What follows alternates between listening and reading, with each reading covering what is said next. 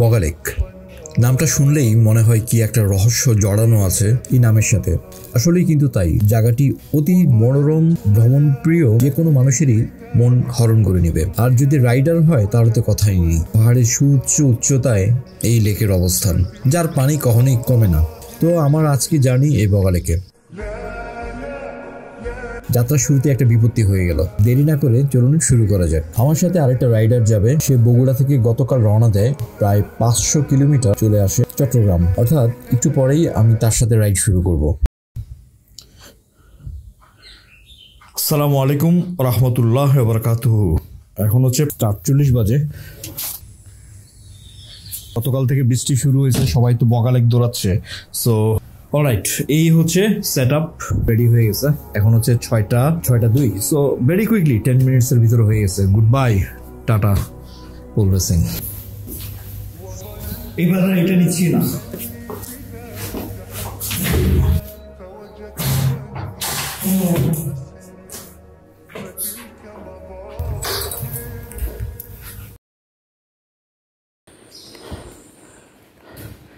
Quickly set up করে ফেলতে হবে।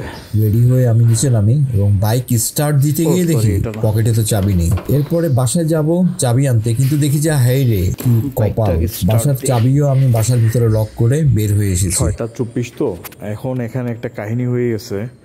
এটা হচ্ছে আমি বাসায় যে লক করে বের হয়েছি, কিন্তু বাসায় চাবি ভিতরে ছিল, চাবিটা নিয়ে বের হয়ে নেই।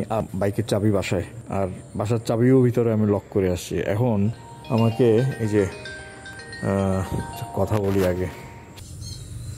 6:35 আমি এখন দাঁড়ায় আছি, ওয়েট করতেছি আর কি ওর জন্য, প্রিন্স জাকির জন্য। ও বলতে না বলতে ওর তো চলে আসছে।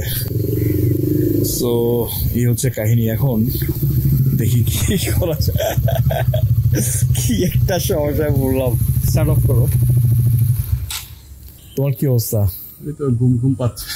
ঘুম পাচ্ছে নাকি? 1 ঘন্টা একটু ইয়া করে নিবা, চাইলে এটাও করতে পারো কোনো মসজিদ বা ইয়াতে।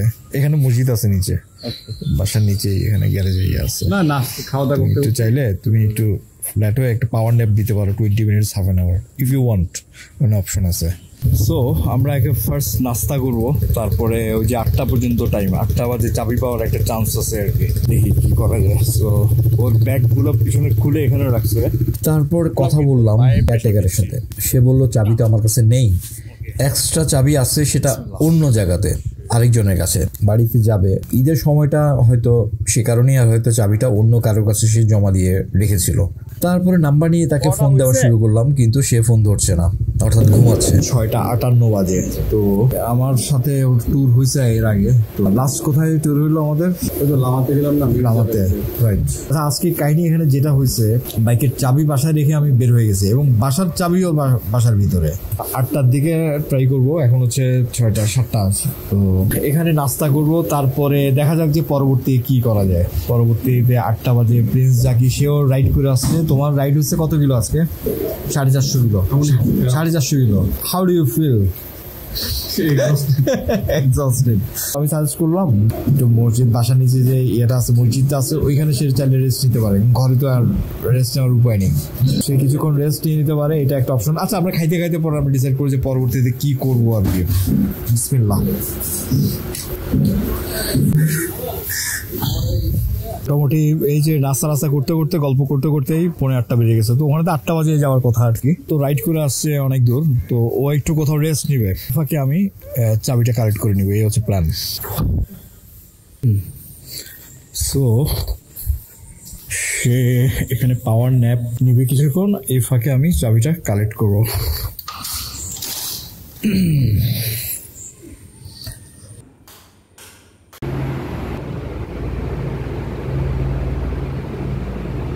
8:30 বাজে। ওই দারোয়ান ফোন ধরতেছে না আর কি, যার কাছে এক্সট্রা চাবিগুলো আর কি। তো এখন আমি যাচ্ছি ওইটা কালেক্ট করার জন্য আর কি। গিয়ে দরজা ধাক্কায় কলিং বেল দিয়ে আমি উঠাবো। হচ্ছে এখন লিফট বন্ধ, আর এখন দারোয়ান যেখানে থাকে সেটা হচ্ছে লিফটের 6, মানে এখন 7 তলা গুনে উঠতে হবে আমারে। যে 7 তলায় উঠলাম, একটু জিরাই নি, তারপরে হ্যালো, কি কিউট, সুবহানাল্লাহ, বিসমিল্লাহ।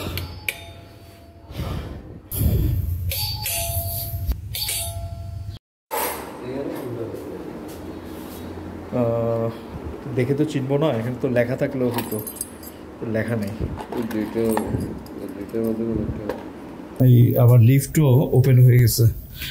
এখন হচ্ছে যে আমি নামার সময় লিফট ওপেনের লাভটা কি, যাক ফাইনালি পাইছি আলহামদুলিল্লাহ। অত বেশি সময় যায়নি, এখন হচ্ছে 9:45, 8টা টার্গেট করছি তো। কলিং বেল দিতে দিতে দিতে দিতে দিতে দিতে ওদিকে প্রিন্স জাকিরও পাওয়ার ন্যাপ নিচ্ছে, আর এদিকে আমার তো পাওয়ার সব খরচ হয়ে যাচ্ছে।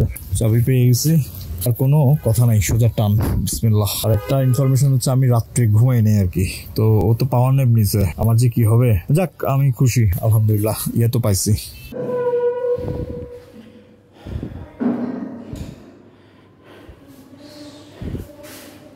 এখানে যেটা হয়েছে যে মেইন ডোরের চাবিটা সামহাও পাওয়া যায়নি, তোর বেডরুমের চাবিটা পাওয়া গেছে, পাওয়া গেছে আমাদের, যেটা আমার কাছে আছে।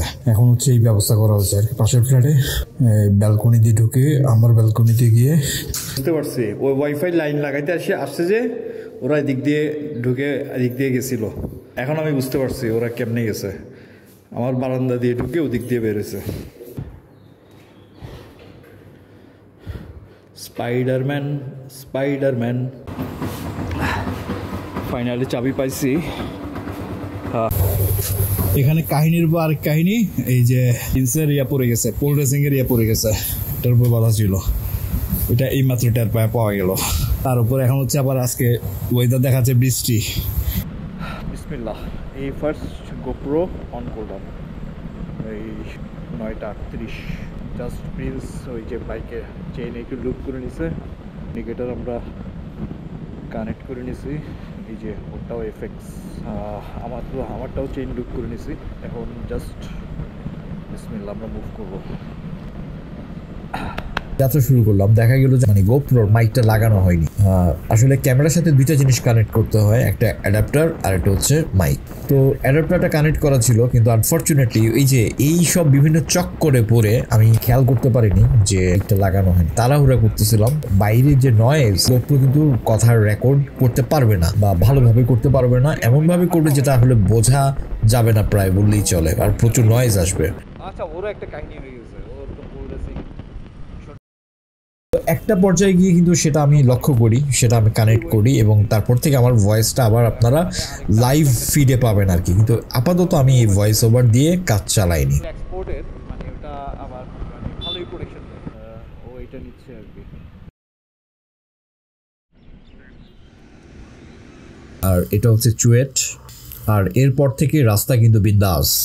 সো লিচু বাগানের আগে এই জায়গা দিয়ে, এটাকে গোডাউন বলে, এই জায়গাটা দিয়ে একটা শর্টকাট নেওয়া যায়, যেটা দিয়ে ফেরি পার হতে হবে না, তো বান্দরবনের জন্য আর কি। তো আমরা এদিক দিয়ে ঢুকে গেলাম। এই নদীটা হচ্ছে কর্ণফুলী নদী।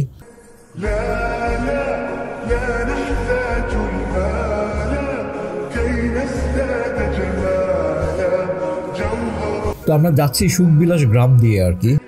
এই গ্রামের পথটা কিন্তু অসাধারণ, আমার খুবই ভালো লাগে। এখানে দুধারে দিগন্ত জোড়া ধান ক্ষেত, সারি সারি গাছ,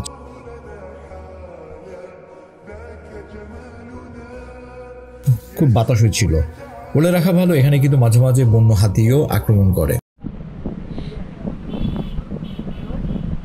এখানে আধা ঘন্টা হয়ে গেছে, একটু এই যে ফ্যানের বাতাসের নিচে এই যে চা একটা খাইছি, আরেকটা খাচ্ছি। প্রিন্স খাইছে এই যে কফি, ব্ল্যাক কফি। ও একটু স্বাস্থ্য সচেতন আর কি। আমরা ঠিক করছি যে এখানেই আমরা নামাজটা পড়ে নেবো আর কি। ও আচ্ছা, তো ফটো সেশন করতেছে দি যে এই ব্যাগটা নিছে, এটা নতুন মানে এই ট্যুরে আর কি বের করছে। তো এটা কোন কোম্পানি জানি, বাইকার ওশনসে নাকি, বাইকার ওশনস। আচ্ছা আচ্ছা, এখন এটার ওর প্রবলেম হচ্ছে যেটা এই যে ম্যাগনেট, এটার ইয়েটা খুবই ছোট, এটা এখানে ঠিকভাবে আটকায় না আর কি, আটকায় না, এবং এটা একটু একটু এভাবে করে পড়ে যেতে থাকে আর কি। তো যেহেতু এটা ফার্স্ট টাইম বের করছে, ওইটা বুঝতে পারে না আর কি। এখন এটা একটা সে বাঞ্জি দিয়ে লাগাই নিবে আর কি, একটু স্টেবল করার জন্য। একটা মজার ব্যাপার বলি, এটা তো এখন এটা দিয়ে লাগাবে, এতক্ষণ পর্যন্ত সে কিভাবে চালাচ্ছে এটা দেখায়। এইটা দিয়ে ওর এই প্যান্টের দিক দিয়ে এইভাবে করে থাকলে এটা পড়বে না। আমি তো দেখে তো আমার মাথা ঘুরতেছে, কি সিস্টেম এটা। তবে ওটা ভালো, আমি ওরে বললাম যে ও বাইতে পড়ে যাবে না, বললে মানে ওরে এটা আটকায় রাখবে। আর এই যে অজু করার সময়টা আমার সবসময় খুব ভালো লাগে। পানি আসলে আল্লাহ তাআলার সৃষ্টি, মানে এটা রিফ্রেশ করে তোলে আর কি। কি যে শান্তি লাগলো অজু করে, বলার মতো না। আল্লাহুম্মা আফতাহ লি আবওয়াব রাহমাতিক।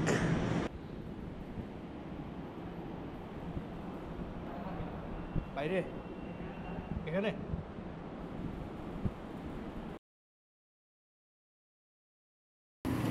সো এখান থেকে আইডি ফটোকপি করা নিচ্ছি আর কি, কাজ শেষ, আর কোনো প্যারা নাই, জাস্ট টান। এখন যেহেতু 1টা বেজে গেছে, আমরা চিন্তা করতেছি বগালেক যাওয়া যায় কিনা। বগালেক যদি আজকে থাকি, পরদিন থানচি থাকলাম আর কি। যদি আজকে থানচি চলে যায়, তাহলে থানচি থেকে আবার ব্যাক করে বগালেক এসে আবার ওইদিকে যেতে হবে। সো এটা একটা ইয়ে। আর রাজস্থলীতে এখানে যাওয়া যাবে না, কারণ ভাইয়া কালার দিচ্ছেন যে 30 টাকা আসবে।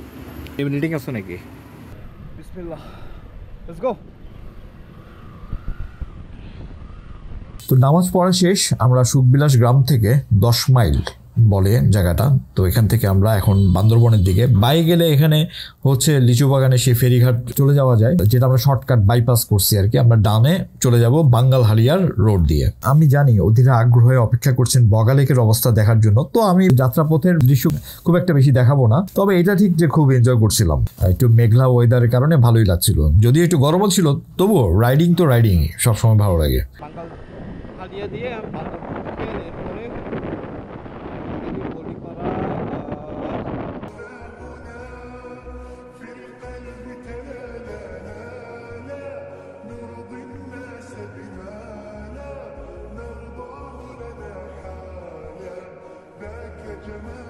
তো এই চেকপোস্টটা হচ্ছে ওই যে বান্দরবনের আগের যে চেকপোস্টটা, সেখানে আর কি। অবশ্য আমাদের যদি জিজ্ঞাসা করে যে আমাদের সাথে পরিচয়পত্র আছে কিনা, বাট দ্যাটস ইট। তারপরে কোথায় যাব জিজ্ঞাসা করি, ছেড়ে দেয়। সম্ভবত থানচি, বগালেক ইত্যাদি, রুমা ইত্যাদি খুলে দেওয়ার পরে প্রচুর টুরিস্ট রাইডার হ্যান্ডেল করছিল আর কি। That's why I think.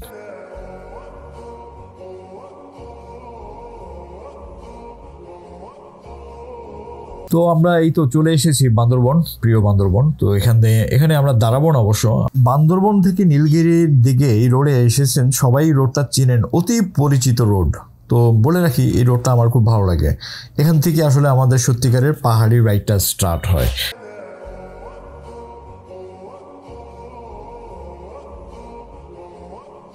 দুপাশে প্রচুর সবুজ গাছপালা, পাহাড়ি রাইডটা এখন আমাদের শুরু হলো।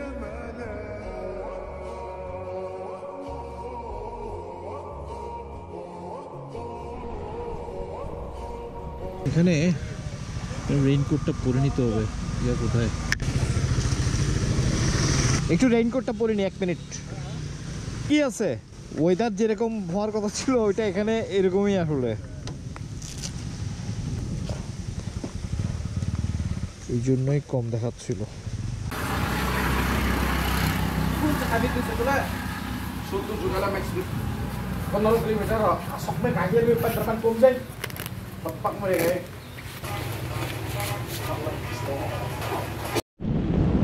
রেইনকোটটা পরে নিয়েছি, পোল রেসিং তো নিয়ে নেই। এখানে গতবারের ট্যুর থেকে অনেক কিছু শিখলাম, যে নিচের পার্টটাও পরে নেই। উপরের যেটা নিয়েছি এটা হচ্ছে লাইক খুব হালকা পাতলা আর কি, চলবে। এই ব্যাগটা ভালো মোটরসাইকেলের, কিন্তু এটা কিন্তু ফুললি ওয়াটারপ্রুফ। এটা ওয়াটারপ্রুফ না আর কি, অ্যাকচুয়ালি মানে পুরোপুরি না। ওয়াটার প্রোটেকশনের জন্য আমি ওই যে নেচার হাইকের ওইটা দিয়ে তারপরে এটা দিচ্ছি। বৃষ্টি শুরু হয়ে গেছে, বাকিটা পথ বৃষ্টির ভিতরে যেতে হবে আর কি। এখানে যাই হোক ইয়ে পরে তারপরে এখন আবার রওনা দিতে হবে। এখানের ভিউটা আসলেই সুন্দর, কি সুন্দর। সো আমরা চলে এলাম শৈলপ্রপাত, বান্দরবন থেকে প্রায় 6 কিলোর মতো আর কি। তো এখানে একটা ঝর্ণা আছে, আমরা দেখতেছি এখানে প্রচুর টুরিস্ট, আসলে প্রচুর রাইডার। তো আচ্ছা, বাইক মনে এখানে রাখা যাবে না? রাখা যাবে, এখানে রাখা যাবে না? না, রাখা যাবে না, পরে রাখতে হবে। কি কি আছে একটু বলুন তো। ওটা হচ্ছে পেঁপে, আর ওটা হচ্ছে পাকা আম, আর ওটা কাঁচা আম। এটা পাকা আম কত করে এগুলো? একটা 50 টাকা।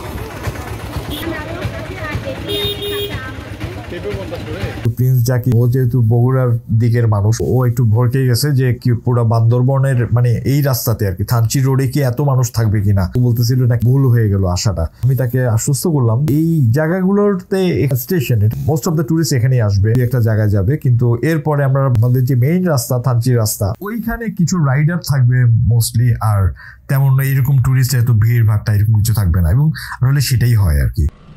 এই দাদা কোন দিকে কোন দিকে ওই এই দাদাটা টান দিয়ে চলে গেল। ফাইনালি আমরা চলে আসি ওয়াই জংশন। এখান থেকে এতদিন তো সবসময় ডানেই যেতাম, নীলগিরি থানচি ওইদিকে আর কি। তো এখন তো বাইরে যাওয়া যাবে, অর্থাৎ দুইটাই অপশন আছে। এখন আমরা এখানে দু একটা ছবি তুললাম, এরপরে আমি প্রিন্স জাকিকে বললাম, আমরা কিন্তু তখনও কিন্তু ঠিক করি নাই যে বগালেকেই যাবো। আমি বললাম আচ্ছা তাহলে এক কাজ করা যাক, টস করি। 3টা বাজে, আমরা অনেকক্ষণ এখানে দাঁড়ায় আমরা ডিসাইড করলাম এদিকে যাবো। শিওর এদিকে যাবা? সো আমরা যাত্রা শুরু করলাম রুমার উদ্দেশ্যে। বাই দিয়ে আমরা প্রথমে যাব রুমা। ওখানে এন্ট্রি করতে হবে, সেনাবাহিনীর ইয়াতে গাইড নিতে হবে। অনেকদিন পর, 3 বছর, আমি হয়তো যাচ্ছি 3.5-4 বছর পরে। সো আমার অত মেমোরিতেও নেই যে আসলে পথটা বগালেকে যাওয়ার যে রোডটা রুমা থেকে আর কি, সবকিছু মিলে মেমোরিতে এটা আপছা আপছা এক্সাইটেড ফিল করতেছিলাম। ও তোমরা এখানে তোমাদের বেডরুমে আরাম করতেছো, খুব ভালো।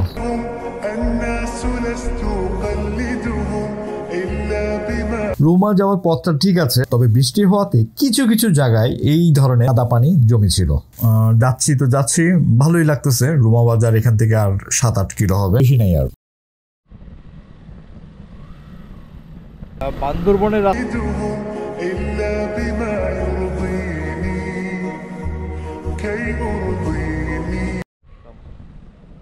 আচ্ছা, এই জিনিসটা একটু নতুন আর কি। রুমা বাজারের কিছুটা আগেই এখানে চেকপোস্টে আমাদেরকে বললো যে আপনারা এদিকে যান। তো আমরা এখানে দেখলাম যে বিল্ডিং এ লেখা আছে ট্যুরিস্ট অ্যাসিস্ট্যান্স সেন্টার। তো আমাদের ধারণা হলো আচ্ছা এখান থেকে হয়তো এন্ট্রি করতে হবে, অথবা গাইডও কি এখান থেকে নিতে হবে, একটু আমরা কনফিউজ ছিলাম। যাই হোক, দেখা যাক কি আছে। তো বাইকার তো অনেক কম।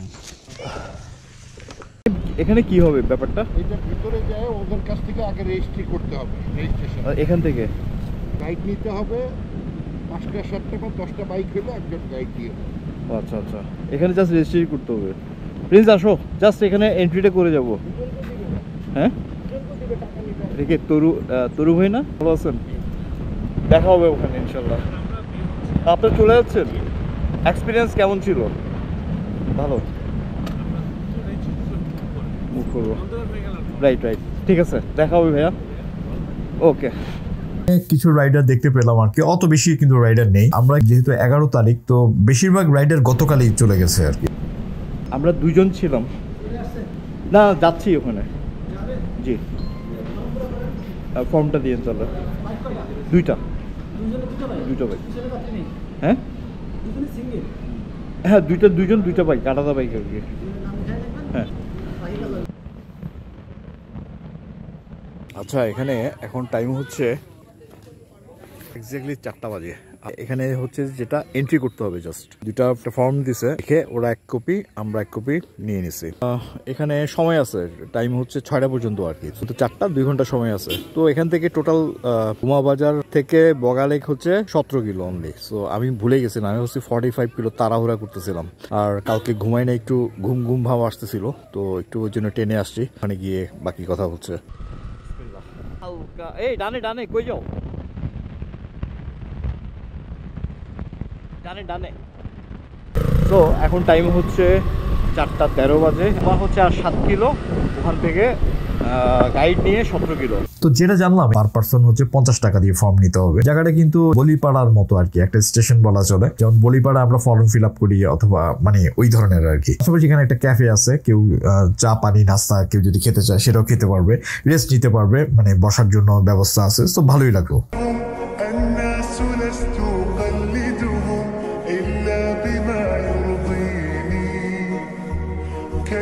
Feeling so good, so good.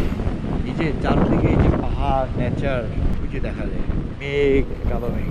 পাহাড়ি এই যে রাইডগুলো আমরা দেই, পাহাড়ের উপরে এই যে নদীগুলো পার হই, সামনে পাহাড় আর পাহাড়ের উপরে মেঘগুলো ডাকতে থাকে, সো লাইক আমার তখন মানে খুব রোমাঞ্চকর একটা অনুভূতি হচ্ছিল, যেটা প্রায় সময় হয় আর কি। আসলে এইসব ফিলিংসগুলো না প্রাইসলেস। মন্ত্রমুগ্ধ হচ্ছি আরো বেশি। হ্যাঁ, আমরা চলে এলাম রুমা। এটা হচ্ছে রুমা উপজেলা। হালকা কিছু ভাঙাচোরা ছিল, কিছু জায়গায় পানি জমেছিল, কিন্তু রাস্তা মোটামুটি ঠিকই ছিল। আর এই বেলা বলে রাখি, এই রুমা থেকে শুধু বগালেক না, আরও কয়েকটা ট্রেকিং রুট আছে, যেমন নাফাকুম, আমিয়াকুম, সাতবাইকুম ইত্যাদি রুটগুলোতেও এখান থেকে এন্ট্রি করে যাওয়া যায়। ও হ্যাঁ, তারপর তিন্দু কিন্তু বোটে এখান থেকে যাওয়া যায়, যদিও আমরা কিন্তু বাইকে করে তিন্দু যাই বাইকাররা, কিন্তু বৃষ্টির দিনে যেটা আসলে একটু কঠিনই বলা চলে। পাশাপাশি ড্যামাক্রিও যাওয়া যায়। তো এই যে ঠিক মূল রুমার আগে আর কি, রুমা বাজারের আগেই এখানে একটা কি বলে, এটা একটা গ্যারেজ চোখে পড়ে। এখানে কয়েকজন বলে যে এখান থেকেই গাইড নিতে হবে ইত্যাদি, কিন্তু আমরা ভাবলাম যে হয়তো এখানে কোনো গাইড নিচ থেকে মানে জুড়ে যেতে চাইছে বা ইয়ে করতে চাইছে। আমরা ভাবলাম যে না, মেইন জায়গায় যাই, ওখানে গিয়ে দেখি কি অবস্থা। এখান থেকে না তো আলতাফ ভাই, রাইট? ভালো আছেন? উনি আছেন, মানে নিয়ে চলে আমরা নিয়ে আসছি এখন। কিন্তু আগে হচ্ছে ওখান থেকেই তো নিব। না এখান থেকে নিব না।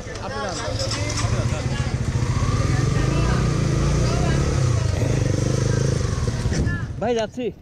তো বেসিক্যালি সেটা আসলে আমাদের ভুল ছিল, পরে আমাদের এখানেই আসতে হয়েছে, বাট সেটা আপনারা দেখতেই তো পাবেন।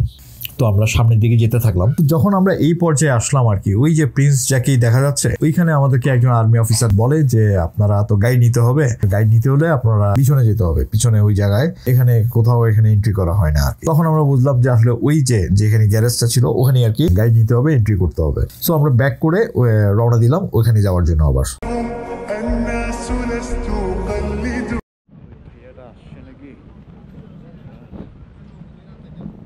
আলতাফ ভাই আবার ব্যাক করছে? হ্যাঁ, ব্যাক করছি। এখানে ও তো বলতেছে যে গাইড পিছনে, গাইড তো এখানে তাহলে।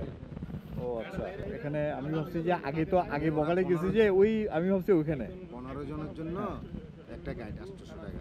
আচ্ছা, এখন তাহলে আপনারা কি সেটিং করে ফেলছেন? আমরা দুইজন তো ওর লোকে ইয়া করিল, আপনারা দুইজন, তোমার 800 জন, তো 1310 জন। আপনারা তো ফিলিয়ন নাই? না, পিরিয়ড নাই। যে কোনো একটাতে গাইডকে নিতে হবে। তাহলে 500 টাকা বাঁচবে না। বাইক আমাদের আবার ব্যাগ আছে না, আমাদের আবার ব্যাগ আছে পিছনে। ওরা 4টা বাইকে 8 জন। আচ্ছা, ও পিলিয়ন আছে। আমাদের আবার পিছনে ব্যাগ আছে, তো এটা একটা সমস্যা। এখানে যেটা আমরা জানতে পারলাম যে গাইডের খরচ হচ্ছে 800 টাকা পার ডে লং হলে আর কি, কিন্তু যদি আমরা যদি রাতে থাকি গাইড সহকারে, তখন সেক্ষেত্রে 800 1600 টাকা, প্লাস গাইডের থাকার খরচ 300, প্লাস খাওয়ার খরচ 200 থেকে 250 বা 300, 500 600 অ্যাড হবে। তো 1600 প্লাস 500-600 এটা হচ্ছে গাইডের খরচ। 5:37 বাজে।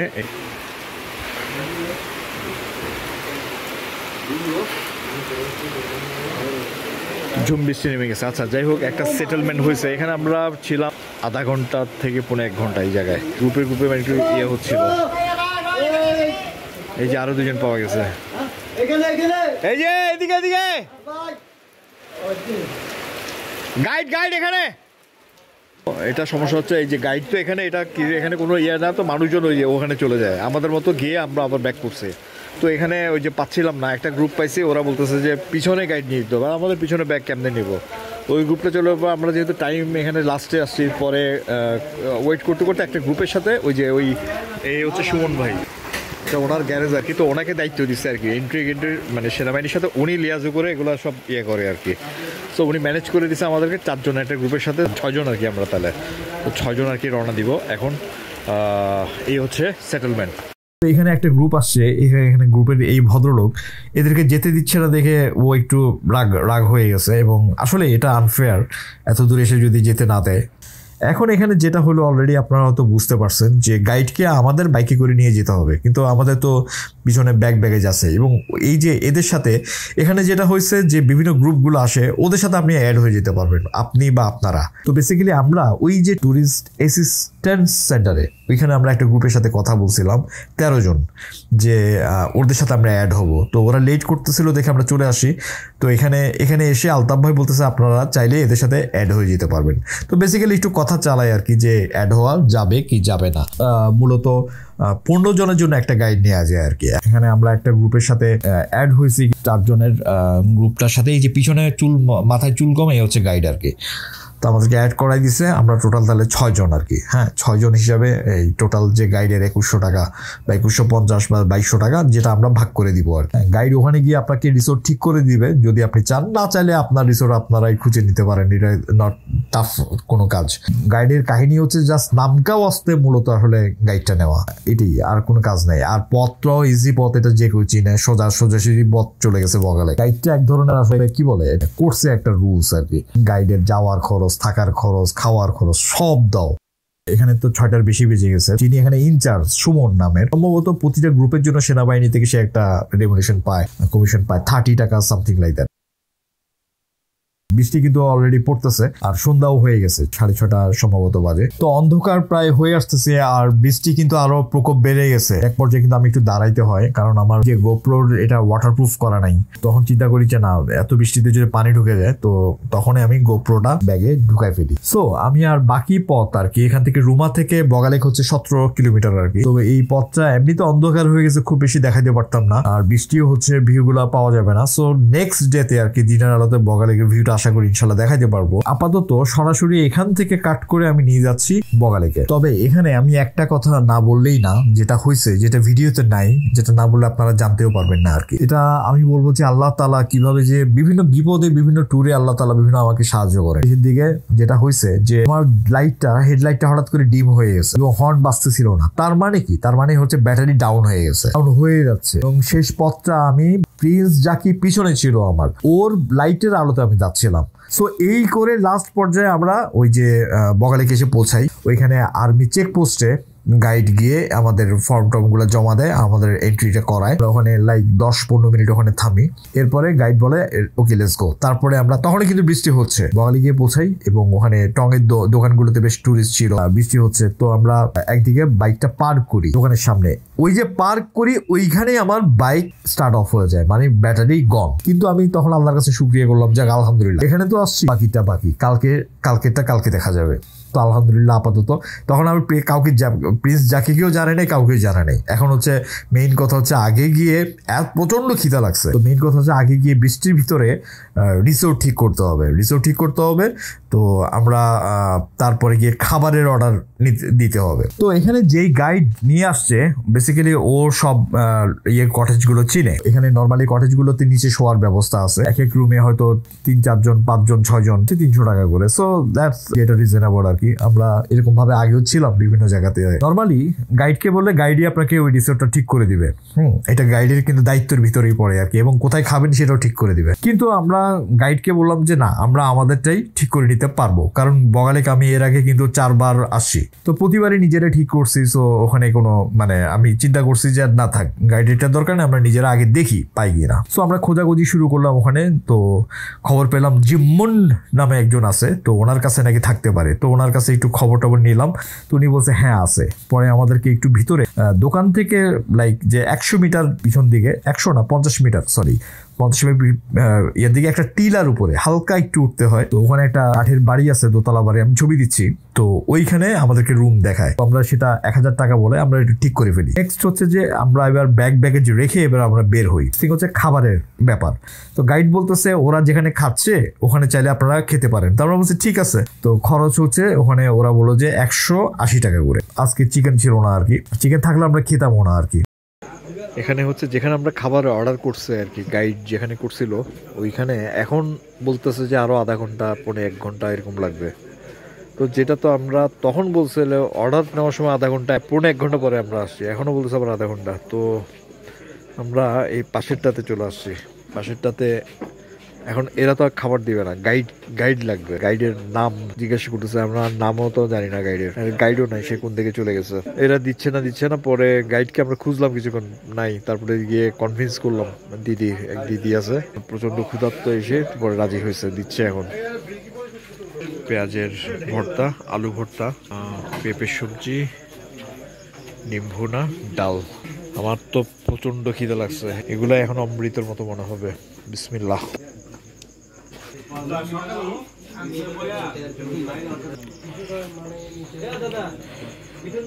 বিসমিল্লাহ।